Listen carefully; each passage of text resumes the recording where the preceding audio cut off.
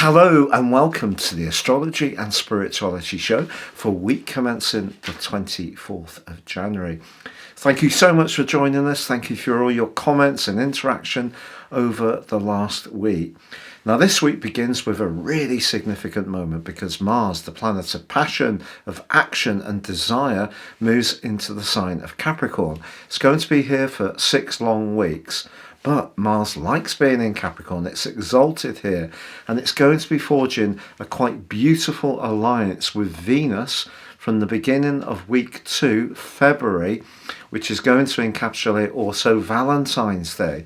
So for some lucky people, this could turn out to be an earthy and sensual event. But of course, Venus isn't just about relationships, it can be about money. So if your preoccupation is more with reinforcing that more material side of life, then this can be a time of great energy and willpower to make progress on that front.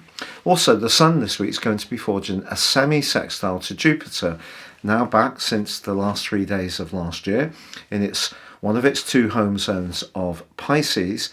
And this is a 30-degree angle, but the Sun in the community and friendship sign of Aquarius is linking with Jupiter. I think maybe this is saying to us that sometimes the people that we appreciate most in life are perhaps those people who don't shout from the rooftops the most, the people that often in just quiet ways give us support and encouragement, but those people are incredibly valuable, and that can be shown this week. We do have a quarter moon on Tuesday in Scorpio. If there is a friendship, particularly with Mercury in retrograde at the start of this week in Aquarius, which seems a bit clingy, or we have different sort of financial hopes in a partnership, this is a time when we may need to work at it a bit. But do you know, Mercury, of course, is continuing to rewind, and on Friday goes back into the sign of Capricorn, which it left on the 2nd of January. It's going to be in retrograde through to the 3rd of February before coming out of shadow on the 5th. So something that we may have started with, that Aquarius energy of looking to the future, being a bit more idealistic, maybe it's needed to be rethought because we need to be a bit more realistic about what the actual influence is that we can input into a situation. So I think the earthiness of Capricorn just asks us with Mercury to be as realistic as possible in whatever circumstances we are dealing with. Now, with the Hermetic Wheel, what have we got this week? Well, we'll pop that wheel on the screen, and we did touch upon it last week. It's the 5 of Swords, but we're in that card for the whole of this week. Whoa. This card does ask us to not get involved in any altercations, walk away if we can. Things might be said and we might take them the wrong way, or perhaps we say something and it comes out a little bit wrong. It's not the time when this card comes up to really pull people up. You know, let's just pick our battles a little bit more wisely this week and walk away if we can. Okay, so know when to turn the other cheek. That's right, yeah. Don't invest energy in something that's not really substantial enough to demand it. Yes. But of course, some situations we do need to stand our ground. That's right. That is part of life. And if we don't do this, and you were saying that you'd watched this video about this person, or as a TikTok, someone who had actually been quite passive in a situation, and he said that he'd gone on to really regret it in later times. Yeah, it was almost 20 years later, and it wasn't a big event. It was someone, I think, said something to him when he was out, and he didn't say anything at the time. But even 20 years later, he's thinking, I should have said something. So sometimes we do have to stand our ground. So we can use discernment, I think. It's about thinking before we speak. I think that will help us the most this week. Okay. Now, we've had some brilliant words of the week suggested, but we thought we would go for a real darn traditional one, and that's karma. Because we have got some public figures at the moment that are under a certain amount of duress. Now, we don't necessarily have to name them, but I think the principal thread through all of these people's actions is the use of power. Now, many of us don't necessarily feel that we have an incredible amount of sort of power in a global sense. We're not, a big politician. We're not royalty. We're not hugely well off. We're not a celebrity. And those people may have their own relationship to this concept and say, well, it's not quite what you may feel it's cracked up to be. I mean, if you're born into, for example, the royal family, I don't think it's an easy life for them. But what we're seeing at the moment is a lot of people who've been in positions of power, whether it is in terms of their inherited birth, it's money, it's to do with influence, or it's to do perhaps with their interactions with people. There has been certain people that seem to be coming under greater scrutiny. And what is your take on karma? It seems for those people, and it's interesting, I will be doing some videos about how Pluto is impacting on Prince Andrew, how it's impacted on, I have done a special on Ghislaine Maxwell before, but how it's also influencing on Boris Johnson. So Pluto is a very, very transformational influence. And the winner of this week's birthday chart also has a big Pluto influence on their natal chart at the moment. But what would your take be on karma? I think with karma, it's a Sanskrit word that means action. And so if we think about the practice of karma in a spiritual way, it's an action that has a consequence or a result from it. That's the bare bones of what karma means. And I think sometimes some people can go through life and not make necessarily wise decisions, or can make decisions that harm or hurt other people. And from an outside viewpoint, it can look as though those people never get karma. But the practice of karma, if we believe in that in a spiritual way, if you're Buddhist or Hinduism or Taoism, would believe that there is karma that will come around eventually in this life or the next. So that's interesting to think about, that it might not just be this life that has karma. Some religions would believe when we pass over, if we've not, done as good as we could have done, then we come back and repeat it. So that's an interesting way of thinking of it as well. But I do think that you're right. There seems to be karma coming through for some people at the moment, which is very interesting to see how it will pan out, I think. Yes, I think we've all been on the end of someone we may have felt was unjust.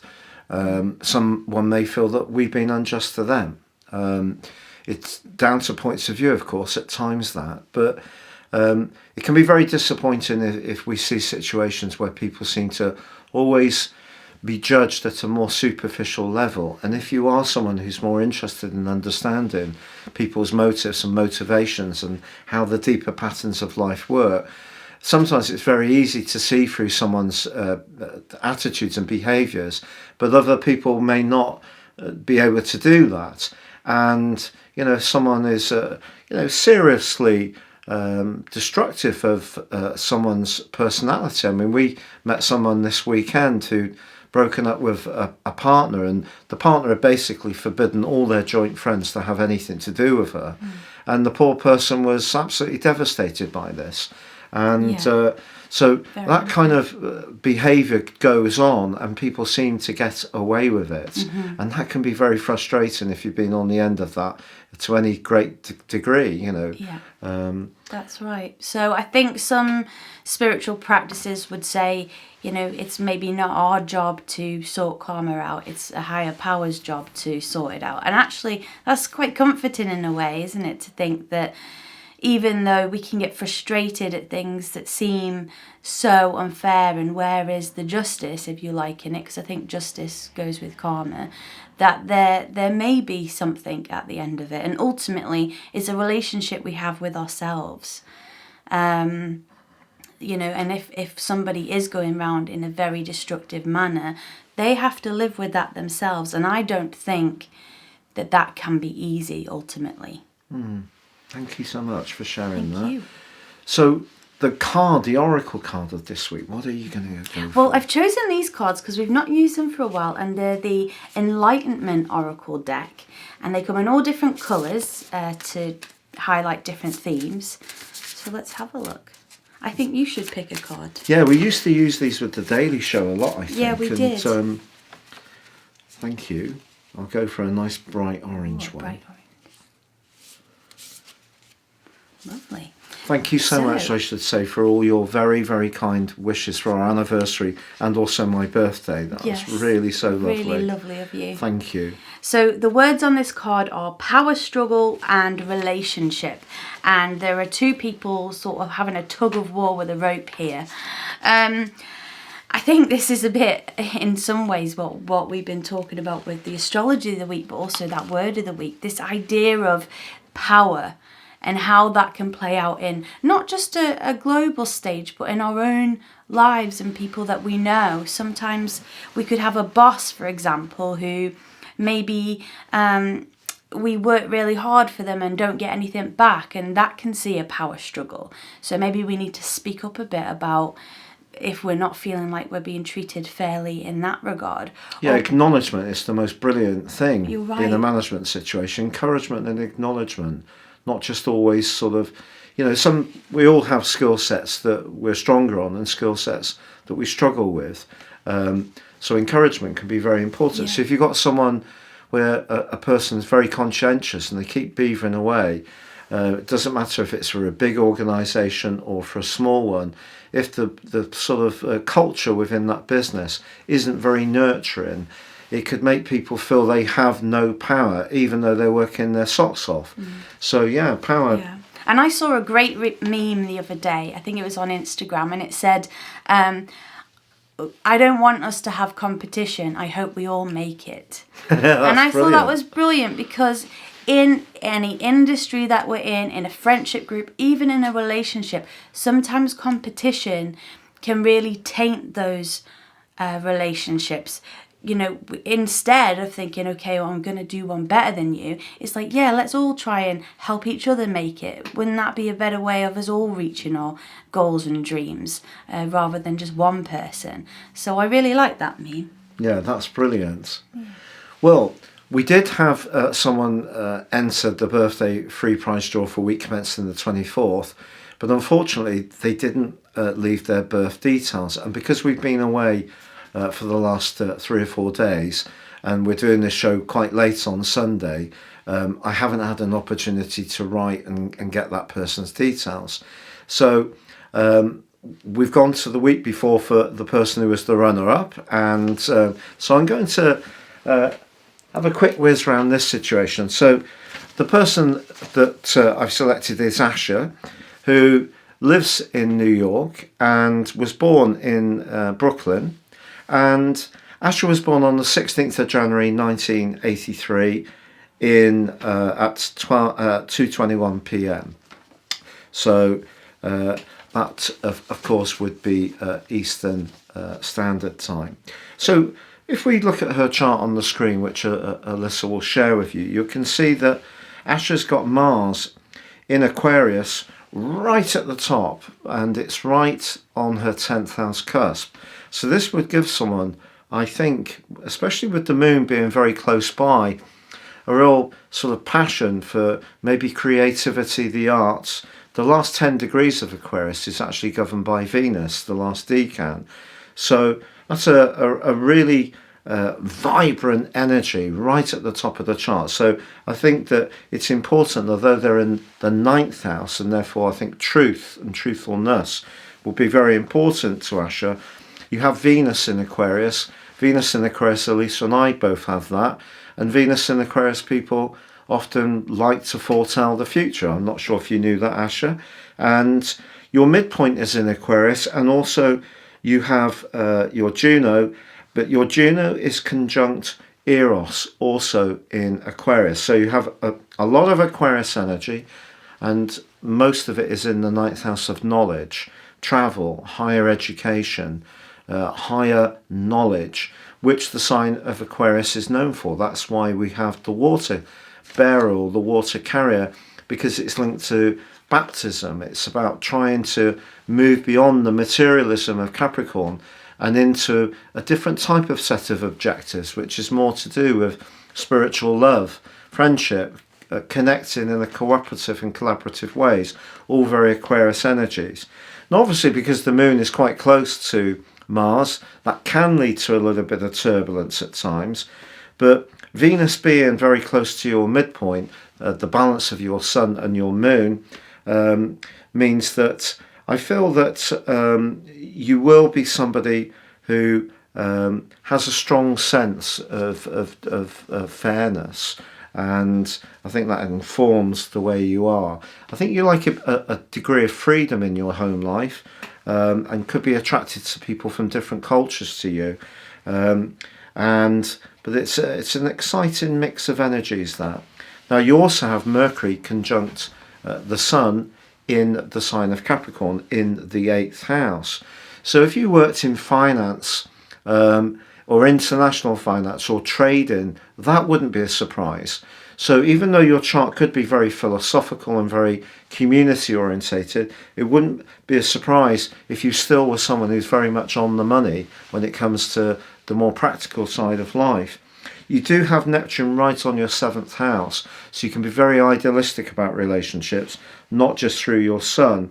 Another big set of two influences you have is the Sun is square Saturn and also Pluto, and they're in the 5th house. So you're someone who needs that recognition for your talents, and you need to feel that you can earn money for it. If you can't, I feel that you can feel hemmed in and want to escape any situation that's too claustrophobic. You do, however, have Uranus and Jupiter almost conjunct in Sagittarius in the 6th house. So I think you have a way of being very inventive about your working structures and your diet, and I think you're probably very open to new ideas. So in terms of what's going on now, without doubt, it's the fact that Pluto is conjunct your Sun. So it's possible that could see you at the moment thinking about a property transaction, maybe something to do with insurance or a legacy. You may be thinking of, or maybe in the process of evolving in a very deep way, because Pluto is the planet of transformation, and of course it can be about revelations and secrets, and the 8th house can be very much to do with very deep connections to others. But it would seem to me in your chart that transition of Pluto, because it is squaring up with your Pluto, and the move in Saturn in the sky is sat on your Venus at the current time, it wouldn't surprise me really if there's some kind of big change going on in your love life or a very close relationship. Whether that's someone coming in or going out is really down to you and your part, the part you are on, the stage you're on in your current journey. So I hope that's of interest, Asha. Please let us know how I did. And if you would like to enter your details for week commencing the 30th, please let me have your time, date and place of birth. That's crucial. You can contact me through my website if you want to keep that information confidential. And also thank you so much for all the subscriptions we've been getting, and for our patrons. And you know, we have had another subscriber today, which we're very grateful for. We don't have many, but we really treasure the ones we have. Yeah, very, very grateful. And thank you so much for joining us here each week. And if you haven't subscribed and you would like to, then if you hit the notification bell, it'll tell you every time we drop a new video, so you won't ever miss anything. That's brilliant. Thank you so much. Well, take care, stay safe, and all the best for now from the A-Team. It is Goodbye from him. And it's goodbye from her. Goodbye.